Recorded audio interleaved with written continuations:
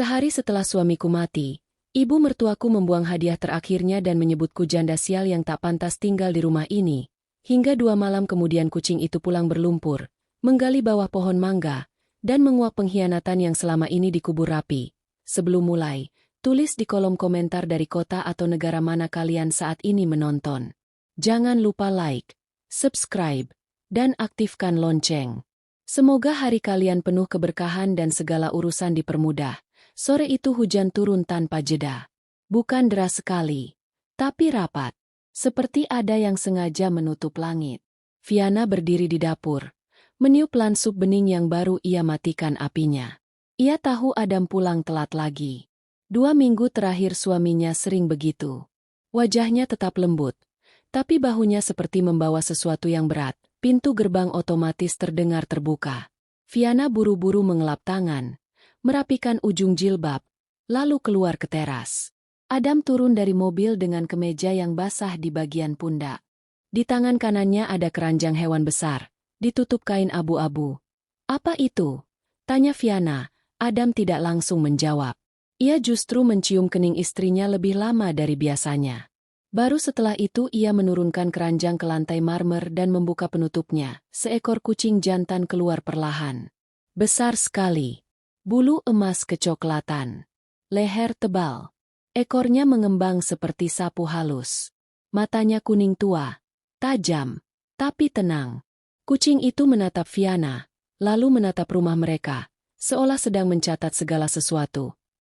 "Namanya Leo," kata Adam. Viana menahan senyum kecil. Tiba-tiba banget. Adam mengangguk, tapi senyumnya tidak sampai ke mata. "Biar kamu ada teman di rumah." "Mas, aku bukan minta tas baru. Cuma bilang sepi." "Aku tahu." Adam memegang kedua bahu Viana. Tangannya dingin. "Kalau suatu hari nanti aku nggak ada di rumah, Leo yang jagain kamu." Kalimat itu membuat senyum Viana mati di tempat. "Nggak ada di rumah maksudnya?" Adam melepas tangannya. "Udah, Mas lapar." Di meja makan, Viana mencoba menghidupkan suasana. Ia menuangkan sup, menambah nasi, bertanya soal kantor, bertanya soal proyek ekspor yang minggu lalu sempat tertunda. Adam menjawab pendek-pendek. "Kadang cuma, aman. Kadang cuma, nanti." Leo duduk di bawah kursi Adam, tidak bersuara sedikit pun. Sesekali kucing besar itu mendongak, matanya mengikuti gerak tangan Adam, lalu beralih ke pintu dapur, ke jendela, ke lorong. Hewan itu tidak terlihat santai. Lebih mirip penjaga setelah makan. Adam masuk ke ruang kerja dan mengunci pintu. Viana membereskan meja sendirian. Saat menumpuk piring, ia sadar Adam bahkan tidak menyentuh lauk favoritnya. Padahal biasanya ia selalu menambah, malam makin larut. Viana belum bisa tidur. Ada sesuatu dari cara Adam pulang tadi yang menempel terus di kepalanya. Bukan hanya soal Leo. Ada juga tatapan itu. Tatapan orang yang sudah membuat keputusan tapi tidak tega mengatakannya. Menjelang tengah malam, Viana keluar kamar hendak membuat teh. Saat melewati ruang kerja, ia mendengar suara Adam dari dalam. Suaranya keras. Ditahan, tapi keras. "Saya bilang tidak, Bu." Viana berhenti. Dada kecilnya ikut menegang. "Perusahaan sedang diaudit. Saya sudah nutup lubang ibu terlalu lama." Ada jeda. Lalu suara Adam lebih rendah, lebih berbahaya. "Saya tahu uang itu larinya kemana. Jangan bohong lagi. Bukan usaha. Bukan modal. Habis buat investasi bodong dan judi online itu juga saya tahu." Viana menutup mulut dengan ujung tangan. Ia tidak berani bergerak. "Ayah dulu percaya sama ibu. Saya nggak akan sebodoh itu." Adam berhenti sebentar, seperti mendengarkan orang di ujung sana bicara. Lalu suaranya patah. "Jangan sekali-kali bawa Viana ke urusan ini." Terdengar sesuatu dibanting ke meja. Viana mundur pelan. Teh yang tadinya ingin ia buat batal. Di kamar, ia duduk di sisi ranjang dengan telapak tangan dingin. Hubungan Adam dengan ibu tirinya, Ratih, memang tak pernah hangat. Tapi selama ini Adam tidak pernah membuka apa-apa. Menjelang subuh Adam masuk kamar. Viana pura-pura tidur. Ia merasakan kasur turun pelan. Lalu tangan Adam menyentuh rambutnya. Ciuman kecil mendarat di keningnya. "Maaf," bisik Adam, sangat pelan. "Kalau nanti kamu harus kuat. Maafin Mas." Air mata Viana langsung keluar. Tapi ia tetap diam. Di ujung ranjang, Leo duduk tegak menatap pintu kamar pagi berikutnya. Viana bangun lebih awal. Ia membuat nasi goreng kesukaan Adam, telur mata sapi, dan teh tawar. Ia ingin sarapan itu jadi alasan Adam duduk lebih lama di rumah. Mungkin bicara, mungkin membuka sedikit yang semalam ia tutup rapat. Adam turun dengan wajah pucat, tapi sudah rapi. Ia sempat mengusap kepala Leo. "Jaga ya." Kalimat itu hampir membuat Viana bilang jangan pergi. Tapi bel rumah berbunyi berkali-kali. Pembantu berlari membuka pintu. Suara Hills terdengar. "Ejem." Tidak sabar Ratih masuk seperti pemilik rumah. Gaun paginya terlalu mewah untuk jam segitu. Kalung emas di leher, cincin besar di tangan, parfum manis menusuk. Di tangannya ada rantang. "Adam, Mama bawakan jamu," katanya Mama. Ratih selalu memaksa dipanggil itu. Padahal Adam hanya menyebutnya ibu kalau terpaksa. Viana menunduk memberi salam. Ratih nyaris tidak menoleh. Ia sudah sibuk membuka tutup rantang dan menuang cairan coklat pekat ke gelas tinggi. Bau pahit langsung memenuhi ruang makan, menabrak aroma nasi goreng. "Aku nggak perlu," kata Adam. Ratih tersenyum tipis. "Ibu bangun subuh, ngeracik sendiri. Kamu tolak?" "Saya mau sarapan saja." "Kamu ini keras kepala dari kecil. Kalau bukan saya yang jaga, siapa?" "Istrimu." Ratih melirik Viana sebentar. Dia tahu apa soal badan laki-laki capek kerja. Kalimat itu kecil, tapi cukup membuat tangan Viana yang memegang piring berhenti. Ratih menaruh gelas di depan Adam. "Minum." Adam menatap gelas itu lama. Viana sempat ingin bicara. "Nanti saja, Bu, habis makan." Ratih memotong. "Biar sekarang. Biar hangat." Adam menghela napas dan meminum habis jamu itu. Wajahnya mengeras menahan pahit. Ratih tersenyum puas. Yang lebih aneh, begitu gelas kosong, ia langsung membawa gelas itu ke dapur dan mencucinya sendiri. Cepat sekali. Padahal biasanya ia bahkan tidak mau menyentuh spons cuci piring. 10 menit kemudian, sendok di tangan Adam jatuh. Suaranya tipis, tapi membuat Viana menoleh seketika. Adam memegang dadanya. Napasnya pendek-pendek. Kursi bergeser. Tubuhnya goyah. Lalu jatuh keras ke lantai. "Mas!" Viana berlutut. Bibir Adam mulai berbusa. Matanya terbuka lebar. Seperti ingin mengatakan sesuatu yang terburu-buru. Jari-jarinya bergerak lemah. Meraih pergelangan Viana, lalu lepas. Tubuhnya kejang sekali. Hanya sekali. Setelah itu lunglai. Ratih mundur 2 langkah. Tangan menutup mulut. Tapi wajahnya bukan wajah orang yang baru kehilangan anak. Terlalu rapi. Terlalu siap di ambulans. Viana menggenggam tangan Adam yang semakin dingin. Di rumah sakit, dokter keluar dengan wajah berat dan kalimat yang menghancurkan semuanya. "Gagal jantung mendadak. Tidak tertolong." Dokter menyarankan otopsi karena usia Adam masih muda dan kematiannya terlalu cepat. Ratih langsung menolak keras. "Jangan dibedah. Jangan sakiti jenazah anak saya lagi." Viana bahkan tidak punya tenaga untuk berpikir. Kakinya lemas. Kepalanya seperti dipukul dari dalam. Semua proses selanjutnya berjalan seperti kabut. Rumah duka. Orang mengaji. Telepon masuk. Tangis yang datang dan pergi. Karangan bunga. Bau kopi pahit untuk tamu. Kain putih. Tanah merah. Di tengah semua itu, Ratih bergerak seperti orang yang sudah hafal urutan. Ia bicara dengan notaris. Bicara dengan bagian keuangan perusahaan. Masuk ke ruang kerja Adam sambil membawa 2 map. Saat Bu Siti, pembantu lama, bertanya pelan apakah Viana perlu makan, Ratih menjawab duluan. "Biar saja. Dia lagi shock. Nanti juga kalau lapar makan." Di depan orang-orang, ia menyentuh pundak Viana seolah peduli. Tapi kalimatnya selalu menyingkirkan. Dokumen penting sementara saya pegang dulu. Viana belum bisa mikir. Nanti urusan perusahaan saya bantu.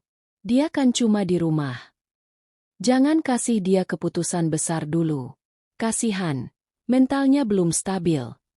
Setelah pemakaman, rumah berubah dingin. Bukan cuma karena Adam tidak ada, tapi karena Ratih mulai menancapkan diri di setiap sudut. Ia pindah masuk dengan 2 koper besar. Duduk di kursi kepala meja makan yang biasa dipakai Adam. Menyuruh driver antar dia ke kantor. Menyuruh notaris datang ke rumah. Bahkan di depan 2 staf senior perusahaan yang datang melayat, Ratih berkata sambil menyesap teh. Kalau ada yang harus ditandatangani, jangan ke Viana dulu. Dia belum ngerti apa-apa. Viana mendengar itu dari ruang tengah. Matanya sempat berhenti pada cangkir di tangan Ratih. Bukan teh itu yang pahit. Leo sejak hari pertama setelah kematian Adam tidak pernah jauh dari Viana. Ia tidur di depan pintu kamar. Duduk di dekat kaki Viana saat salat. Mengikuti sampai ke dapur. Tapi setiap Ratih melintas, Leo berubah. Punggungnya menegang. Tenggorokannya mengeluarkan geraman pelan. Ratih juga menyadarinya. Tuh, lihat. Binatang ini memang liar, katanya suatu sore. Dia cuma belum tenang. Jawab Viana. Ratih tertawa kecil. Atau dia tahu rumah ini bukan lagi tempatnya. Kalimat itu belum cukup. Besok paginya Ratih datang ke kamar Viana membawa 2 pria berbadan besar. Ini buat apa? Viana langsung berdiri. Buang kucing itu.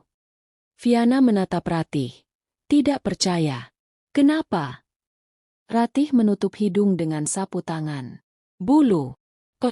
Fils. Rumah ini habis kena musibah. Kamu malah pelihara sumber penyakit. Leo bukan sumber apa-apa. Suara Viana pecah. Itu hadiah terakhir Adam. Ratih mendekat. Wajahnya dingin. Jangan pakai nama Adam buat membantah saya. Anak saya sudah mati. Saya tidak mau rumah ini tambah sial. 2 pria itu maju. Salah satunya membawa jaring. Viana merentangkan tangan di depan Leo. Jangan. Saya yang urus. Saya mandikan. Saya bersihin semuanya. Ratih melirik Bu Siti dan Satpam yang berdiri canggung di luar kamar. Lihat, baru jadi janda sudah susah diatur.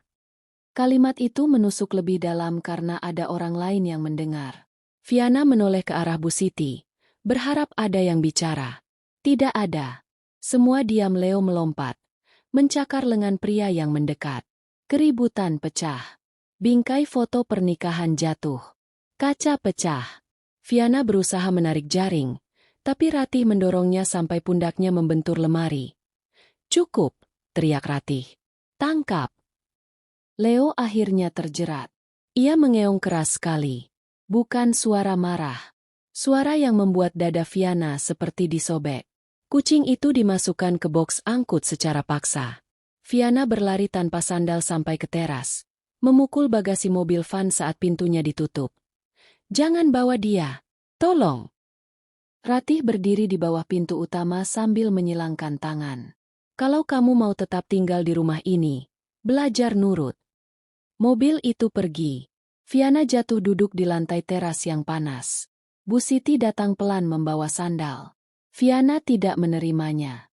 Ia hanya menatap jalan kosong dan merasa ada sesuatu yang ikut diambil dari rumah itu selain seekor kucing. Sesuatu yang hidup. 2 hari berikutnya rumah terasa lebih mati. Viana mengaji, menangis, tertidur sebentar, lalu terbangun dengan dada sesak. Ratih makin berani. Ia masuk ke kamar Adam tanpa izin, memeriksa laci, menelpon orang dengan suara pelan, dan berkali-kali menyinggung tanda tangan. Biar semua cepat beres, nanti kamu tinggal ikut saja. Maghrib hari kedua, saat Viana baru selesai melipat mukena, terdengar suara garukan dari pintu belakang. Pelan. Berulang. Srek. Srek. Srek. Jantungnya langsung naik. Ia ambil senter. Lalu membuka pintu dapur. Leo duduk di atas keset. Basah kuyup.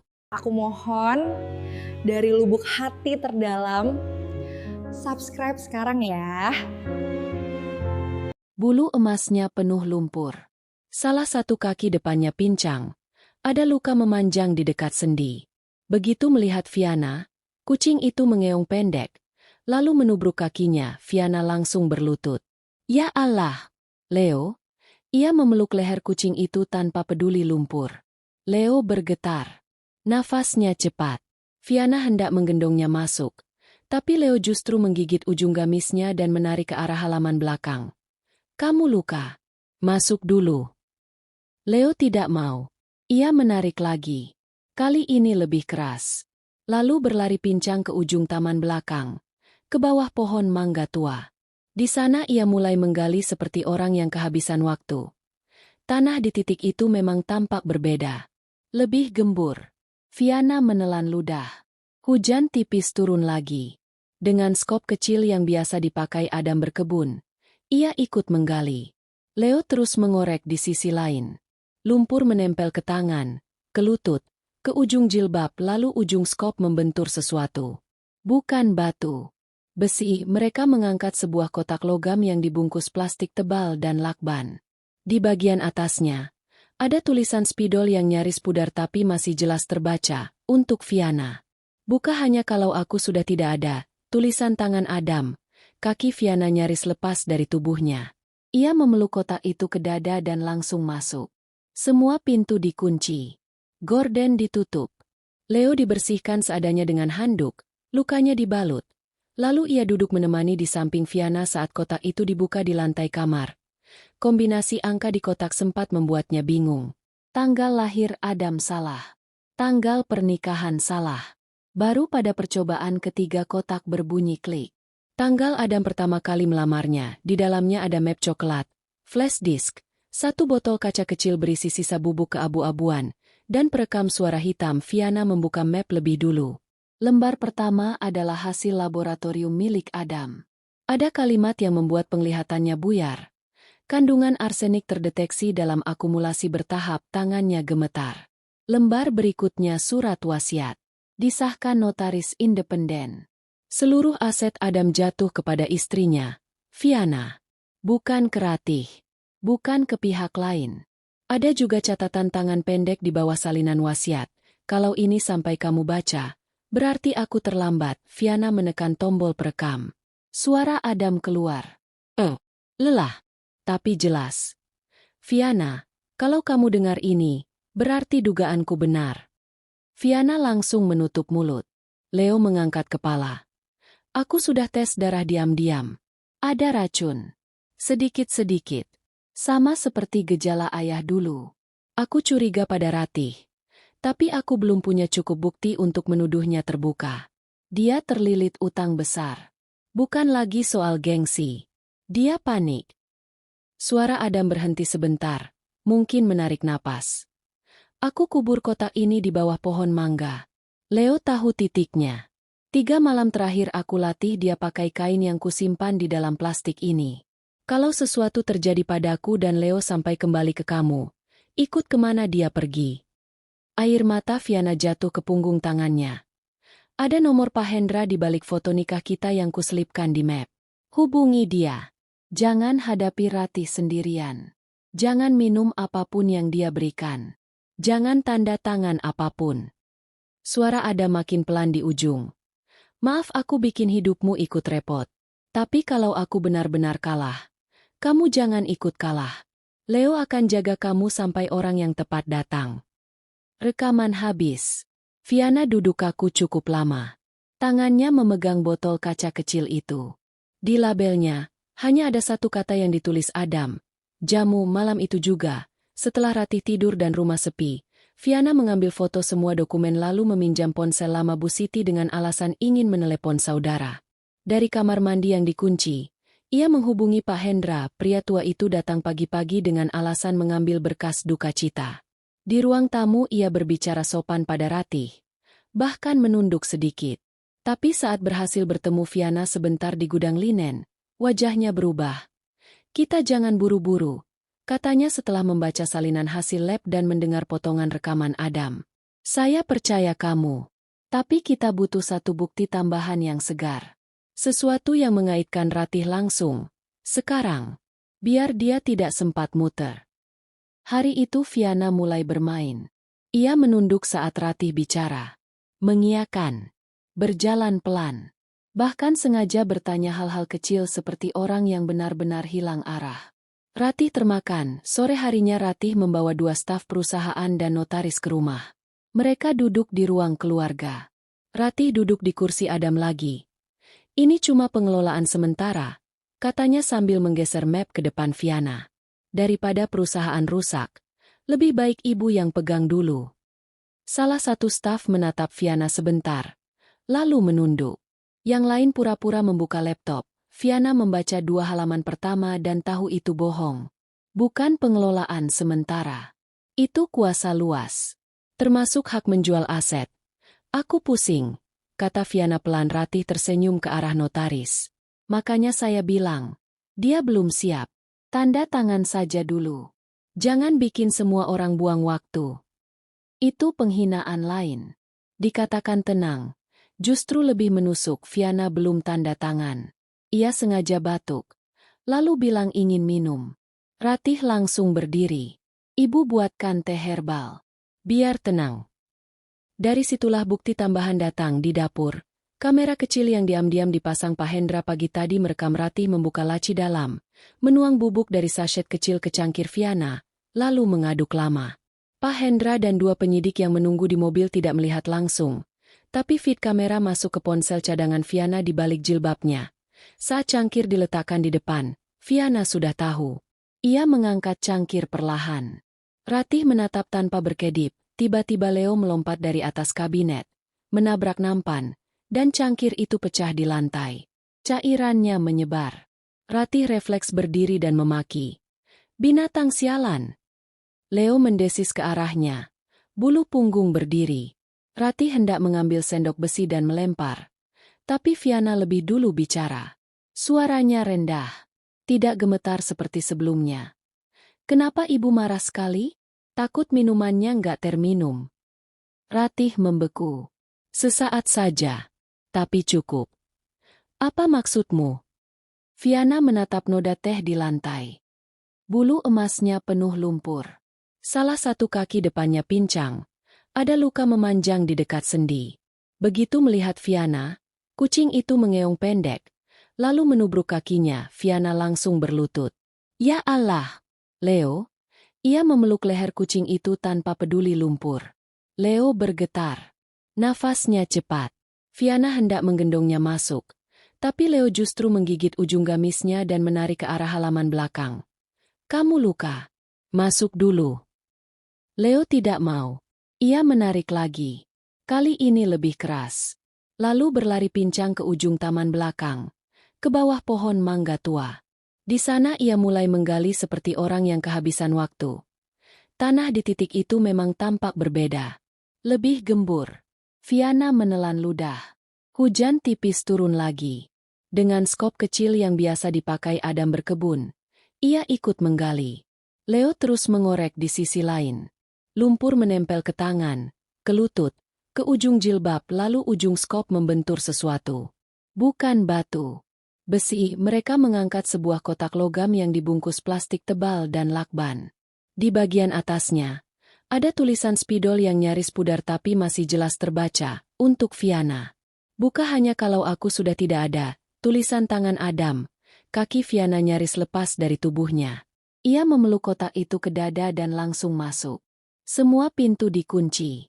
Gorden ditutup. Leo dibersihkan seadanya dengan handuk, lukanya dibalut. Lalu ia duduk menemani di samping Viana saat kotak itu dibuka di lantai kamar. Kombinasi angka di kotak sempat membuatnya bingung. Tanggal lahir Adam salah. Tanggal pernikahan salah. Baru pada percobaan ketiga kotak berbunyi klik. Tanggal Adam pertama kali melamarnya, di dalamnya ada map coklat, flash disk, 1 botol kaca kecil berisi sisa bubuk keabu-abuan, dan perekam suara hitam. Viana membuka map lebih dulu. Lembar pertama adalah hasil laboratorium milik Adam. Ada kalimat yang membuat penglihatannya buyar. Kandungan arsenik terdeteksi dalam akumulasi bertahap. Tangannya gemetar. Lembar berikutnya surat wasiat. Disahkan notaris independen. Seluruh aset Adam jatuh kepada istrinya, Viana. Bukan ke Ratih. Bukan ke pihak lain. Ada juga catatan tangan pendek di bawah salinan wasiat. Kalau ini sampai kamu baca, berarti aku terlambat. Fiana menekan tombol perekam. Suara Adam keluar. Lelah, tapi jelas. Fiana, kalau kamu dengar ini, berarti dugaanku benar. Fiana langsung menutup mulut. Leo mengangkat kepala. Aku sudah tes darah diam-diam. Ada racun. Sedikit-sedikit. Sama seperti gejala ayah dulu. Aku curiga pada Ratih. Tapi aku belum punya cukup bukti untuk menuduhnya terbuka. Dia terlilit utang besar. Bukan lagi soal gengsi. Dia panik. Suara Adam berhenti sebentar. Mungkin menarik napas. Aku kubur kotak ini di bawah pohon mangga. Leo tahu titiknya. 3 malam terakhir aku latih dia pakai kain yang kusimpan di dalam plastik ini. Kalau sesuatu terjadi padaku dan Leo sampai kembali ke kamu, ikut kemana dia pergi. Air mata Fiana jatuh ke punggung tangannya. Ada nomor Pak Hendra di balik foto nikah kita yang kuselipkan di map. Hubungi dia. Jangan hadapi Ratih sendirian. Jangan minum apapun yang dia berikan. Jangan tanda tangan apapun. Suara Ada makin pelan di ujung. Maaf aku bikin hidupmu ikut repot. Tapi kalau aku benar-benar kalah, kamu jangan ikut kalah. Leo akan jaga kamu sampai orang yang tepat datang. Rekaman habis. Fiana duduk kaku cukup lama. Tangannya memegang botol kaca kecil itu. Di labelnya, hanya ada satu kata yang ditulis Adam. Jamu malam itu juga. Setelah Ratih tidur dan rumah sepi, Fiana mengambil foto semua dokumen lalu meminjam ponsel lama Bu Siti dengan alasan ingin menelepon saudara. Dari kamar mandi yang dikunci, ia menghubungi Pak Hendra. Pria tua itu datang pagi-pagi dengan alasan mengambil berkas duka cita. Di ruang tamu ia berbicara sopan pada Ratih, bahkan menunduk sedikit. Tapi saat berhasil bertemu Fiana sebentar di gudang linen, wajahnya berubah. Kita jangan buru-buru, katanya setelah membaca salinan hasil lab dan mendengar potongan rekaman Adam. Saya percaya kamu, tapi kita butuh satu bukti tambahan yang segar. Sesuatu yang mengaitkan Ratih langsung. Sekarang, biar dia tidak sempat muter. Hari itu Fiana mulai bermain. Ia menunduk saat Ratih bicara. Mengiyakan. Berjalan pelan. Bahkan sengaja bertanya hal-hal kecil seperti orang yang benar-benar hilang arah. Ratih termakan. Sore harinya Ratih membawa 2 staf perusahaan dan notaris ke rumah. Mereka duduk di ruang keluarga. Ratih duduk di kursi Adam lagi. Ini cuma pengelolaan sementara, katanya sambil menggeser map ke depan Fiana. Daripada perusahaan rusak, lebih baik ibu yang pegang dulu.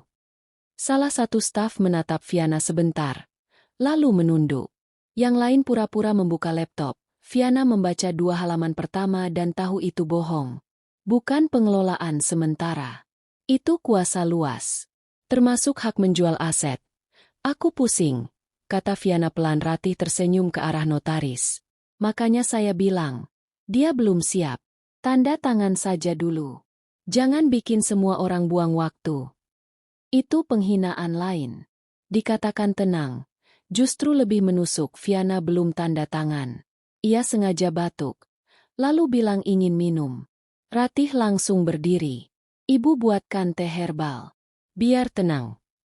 Dari situlah bukti tambahan datang di dapur. Kamera kecil yang diam-diam dipasang Pak Hendra pagi tadi merekam Ratih membuka laci dalam, menuang bubuk dari sachet kecil ke cangkir Fiana, lalu mengaduk lama. Pak Hendra dan 2 penyidik yang menunggu di mobil tidak melihat langsung, tapi feed kamera masuk ke ponsel cadangan Fiana di balik jilbabnya. Saat cangkir diletakkan di depan, Fiana sudah tahu. Ia mengangkat cangkir perlahan. Ratih menatap tanpa berkedip. Tiba-tiba Leo melompat dari atas kabinet, menabrak nampan, dan cangkir itu pecah di lantai. Cairannya menyebar. Ratih refleks berdiri dan memaki. Binatang sialan. Leo mendesis ke arahnya. Bulu punggung berdiri. Ratih hendak mengambil sendok besi dan melempar. Tapi Fiana lebih dulu bicara. Suaranya rendah. Tidak gemetar seperti sebelumnya. Kenapa ibu marah sekali? Takut minumannya nggak terminum. Ratih membeku. Sesaat saja. Tapi cukup. Apa maksudmu? Fiana menatap noda teh di lantai. Kucing besar itu duduk diam, Ekornya melingkar rapi, lalu menatap Viana seolah memastikan satu hal, tidak ada lagi yang akan merampas tempat ini. Viana menarik napas panjang, menatap kursi itu, lalu menoleh ke jendela dapur yang memantulkan bayangannya sendiri. Perempuan yang berdiri di sana masih punya duka, tapi tidak lagi punya takut. Ia mengangkat cangkir tehnya, meneguk satu kali, lalu berbisik pelan. Rumah ini tetap rumahku, Mas. Dan sekarang, tak ada lagi yang bisa menyentuhnya. 6 bulan kemudian rumah itu tidak lagi terasa seperti tempat orang berbisik. Tirai diganti. Ruang kerja Adam dibuka kembali, tapi tidak dijadikan museum duka. Viana tetap menaruh fotonya di sana, tapi meja dipakai bekerja. Perusahaan pulih pelan-pelan. Tidak instan. Ada kontrak yang harus dibangun lagi. Ada orang yang dulu sempat goyah. Ada utang yang harus dirapikan. Viana belajar semuanya. Kadang salah. Kadang pulang dengan mata panas. Tapi kali ini tidak ada yang menyuruhnya diam. Bu Siti masih bekerja. Satpam lama tetap dipertahankan. Di halaman belakang, di dekat pohon mangga, Viana membuat bangku kayu kecil. Bukan untuk mengenang kematian. Untuk mengingat bahwa hidupnya pernah diselamatkan dari situ. Sore itu langit cerah. Tidak ada hujan. Viana duduk di bangku kayu sambil membuka map laporan yayasan baru yang ia dirikan atas nama Adam. Bukan hanya beasiswa. Ada juga program perawatan hewan terlantar. Karena setiap kali orang menyebut Leo sebagai penyelamat, Viana selalu merasa Adam sedang menitipkan satu kebaikan lagi lewat bulu emas itu. Leo melompat ke bangku, lalu ke pangkuan Viana. Tubuhnya berat, sehat, hangat. Bulu lehernya harum sabun. Luka di kaki depannya sudah lama hilang. Viana mengelus kepalanya pelan. Di depannya, rumput taman bergerak kecil ditiup angin. Rumah di belakang mereka berdiri tenang. Tidak lagi dipenuhi suara hils ratih. Tidak lagi ada bau jamu pahit. Tidak lagi ada rasa takut saat seseorang mengetuk pintu. "Terima kasih, Leo," bisiknya. Kucing itu mendengkur. Berat, puas. Lalu menatap ke arah pohon mangga sebentar. Seolah memastikan tidak ada lagi yang tertinggal di bawah sana. Viana ikut menoleh ke arah yang sama, lalu tersenyum tipis. Ada luka yang tidak akan hilang. Ada kursi makan yang akan selalu terasa kurang satu orang. Ada pagi-pagi yang masih membuat dadanya sesak kalau mencium bau kunyit terlalu kuat. Tapi sekarang ia tidak lagi hidup di bawah orang yang ingin menghapusnya dari rumahnya sendiri. Ia bangkit, membawa map, lalu berjalan masuk dengan Leo mengekor di belakang. Di ambang pintu dapur, Viana berhenti sebentar, menoleh ke meja makan tempat Adam jatuh dulu. Tangannya menyentuh permukaan kayu itu sekali, pelan, lalu lepas. Sesudah itu ia menyalakan lampu, meletakkan teko, dan membuat teh untuk dirinya sendiri. Kali ini, tidak ada tangan lain di dapur. Tidak ada racun. Tidak ada yang berhak mengusir dia, rumahnya, atau yang dititipkan Sua. Terima kasih sudah menonton. Antan, tolong ya bantu channel ini berkembang. Subscribe sekarang.